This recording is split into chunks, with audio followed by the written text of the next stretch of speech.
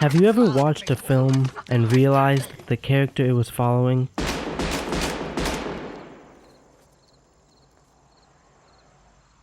was the bad guy? As far back as I can remember, I always wanted to be a gangster.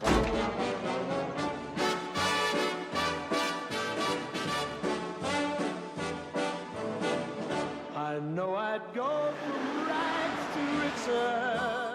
Well, these are anti-hero films, and they are my absolute favorite. These films follow main characters who are greedy, ruthless, apathetic, but for some reason still charismatic and likable. Even though we know they're awful human beings, we're still supposed to sympathize with them. Everything's gonna be fine.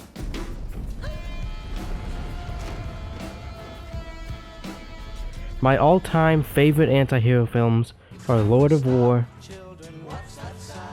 Thank You for Smoking, I don't reckon they hinder your health. The Wolf of Wall Street, and There Will Be Blood. All four of these films follow charismatic businessmen. Gunrunner Yuri Orlov, tobacco spokesman Nick Naylor, stockbroker turned CEO Jordan Belfort, and oil tycoon Daniel Plainview. One thing that all these businessmen have in common is their suits. This would seem to make sense, since the suit is the typical attire for their business settings, but in these films, the suit also becomes an element of iconography. The suits are an integral part of these characters' images. In addition to their clear complexion and perfectly combed hair, their suits make them look professional and respectable. Yet, if their images look too good to be true, it's because it is. Their suits are really just a facade to hide their real intentions. This is probably most overtly shown in the lunch scene of The Wolf of Wall Street. This is when Jordan has lunch with Mark Hanna, and he first learns of the ways of the business world. Jordan, just like us, comes into the lunch with the impression that working on Wall Street is about working for the customer. Less than a minute into the lunch, however... Absolutely. Fuck the clients. Your only responsibility is to put meat on the table. But if you can make a client's money at the same time, it's advantageous to everyone, correct? No. This scene shows us that at one point, Jordan believed that selfish greed was bad and that the stockbroker should work for the client, not himself. However, after this meeting with Hannah and his gradual exposure to the money-hungry world of business, Jordan becomes greedier and greedier and greedier until he is far worse than Hannah ever was. There is no nobility in poverty. I have been a rich man and I have been a poor man, and I choose rich every fucking time. But we, the audience, still know that at one point Jordan was a good guy, and we still have hope that he can become that good guy again. This is the great symbolism of the suit. Throughout the film, as Jordan becomes more and more vile, his overcoat becomes darker and darker. But his undershirt stays a pure white. This is because, even as we watch his decline of morality, I will not die sober! Get those fucking loads! we still believe that under his dark, deplorable actions, there's still that good guy. The same can be said for the characters of Yuri Orlov and Nick Naylor. Daniel Plainview, on the other hand, is an interesting case. Throughout the film, Daniel is more commonly than not seen wearing a gray shirt under his overcoat, foreshadowing for us that he may not be as pure as we hope. When do we get our money, Daniel?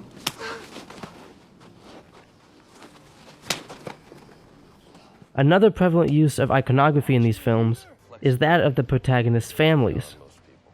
In each respective film, the families represent the moral sides of the main characters, the part of their lives outside of business.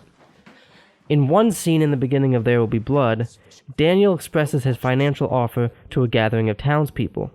He tells them his price, but he also tells them, I run a family business. This is my son and my partner, H.W. Plainview. We offer you the bond of family that very few oilmen can understand. This fact gives him a degree of credibility from the townspeople, but it is also meant to act on us, the audience. Even though we see all of Daniel's dubious actions throughout the film, At the end of the day, he is still a family man, and that is something that's easy for us to relate to. But we'll come back to this a little later. The second important genre convention in these films is the use of camera work. The first, and maybe most obvious example of this, is the extensive use of extreme wide shots and extreme close-ups. Extreme wide shots are used in these films to show a satiation of wealth and grandeur. Throughout The Wolf of Wall Street, extreme wide shots are used to show off Jordan's office, house, yacht, and other extravagant possessions.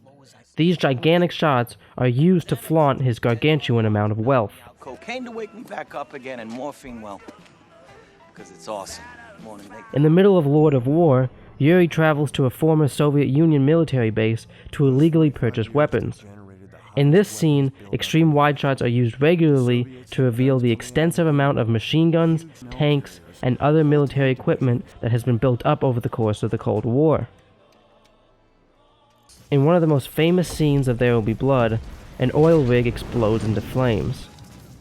As Daniel and his workers try to put it out, they quickly realize the fire is too massive to be put out that night, so they all stand around watching it burn.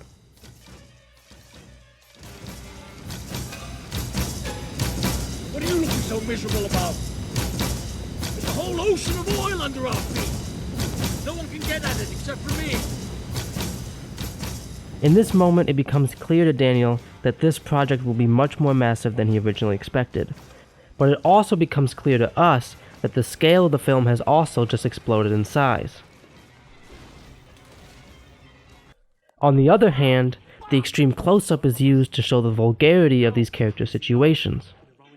In the middle of The Wolf of Wall Street, there's a scene in which Jordan and his best friend Donnie take 15-year-old lemon quaaludes. And then, when their effects finally hit... Pow! I mean, I had skipped the tingle phase and went straight to the drool phase. These little bastards were so strong, I discovered a whole new phase. The cerebral palsy phase. In the middle of There Will Be Blood, there is a scene in which Daniel confesses his sins to Eli's church. Your child that you raised, you have abandoned all because he was sick and you have sinned. So say it now. I am a sinner. I am a sinner. Say it louder. I am a sinner. I am a sinner. In both of these scenes, the extreme close-up is used as a sort of counter to the extreme wide shot. While the extreme wide shot is used to show the character's excess of wealth and scale, the extreme close-up is used to show the devastating toll that their lifestyles have taken on their physical and mental states. I've abandoned my child. Say it louder. Say it louder. I've abandoned my child! I've abandoned my child! Another deliberate use of camera work in these films comes in the center framing of the characters.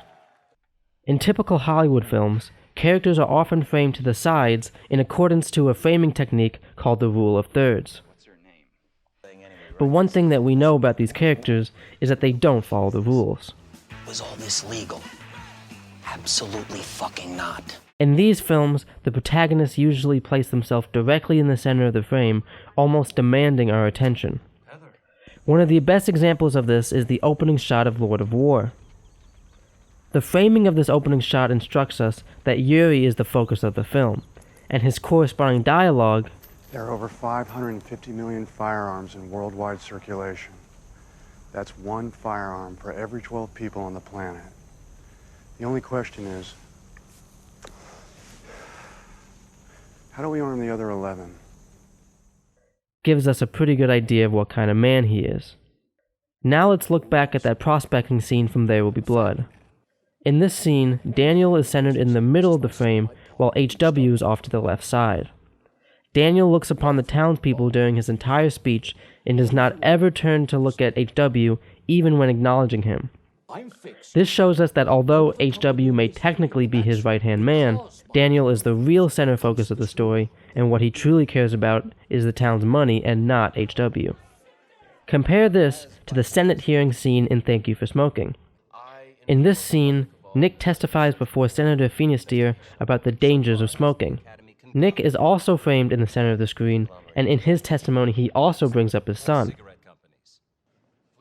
When Nick does this, however, he turns back for a second to see his son in the crowd and acknowledge him. I look at my son, who was kind enough to come with me today, and I can't help but think that I am responsible for his growth and his development, and I'm proud of that. In this moment, the center of the frame now comes directly between him and his son, showing us that Nick's son is just as important to the story as he is. This battle between family and work acts to symbolize the character's internal struggle between right and wrong. You're an orphan from a basket in the middle of the desert. And I took you for no other reason than I needed a sweet face to buy land.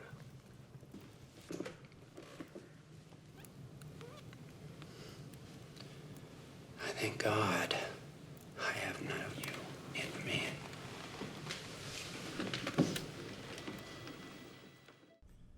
At the end of Lord of War, Yuri's family discovers his real occupation and leaves him. My family has disowned me.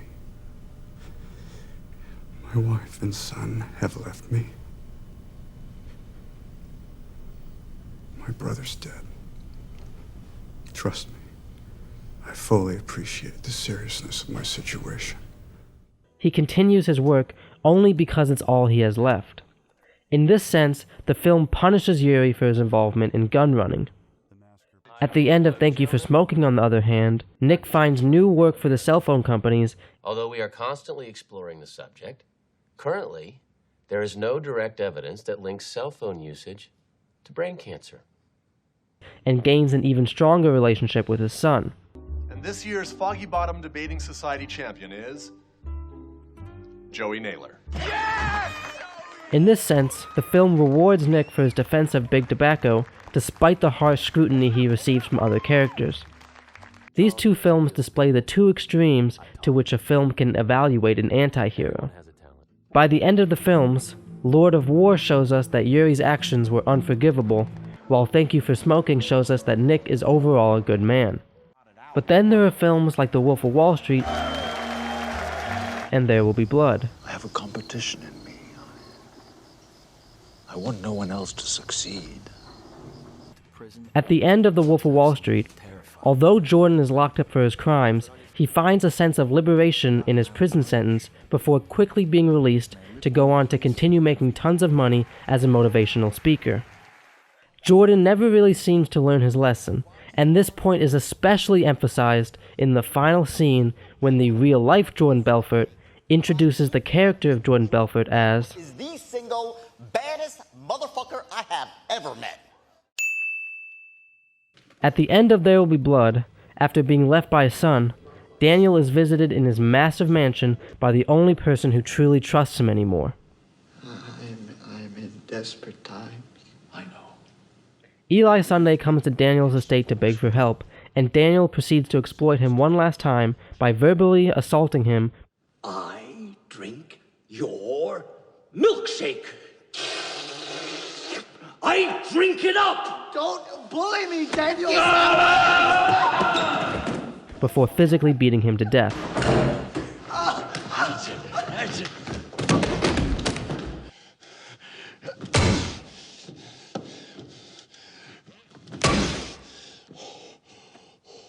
In both of these films, the anti-hero is neither really punished or rewarded for their actions. Despite all their wrong deeds, both of these men are free to live out the rest of their lives as they please. If you were like me, you watched these two films bathing in the wild ride of the protagonist, expecting the film would provide a moral conclusion for you. But when this doesn't happen, we are left to decide for ourselves whether we condone or condemn the protagonist's actions. We are also forced to ask ourselves what it says about our own morality, the fact that we have indulged in the on-screen decadence and continued to give the character a pass along the way. It is completely fine for someone to admit that they possess their fair share of greedy and self-indulgent qualities. Kevin, you give me one shot here on a blue chip stock like Kodak.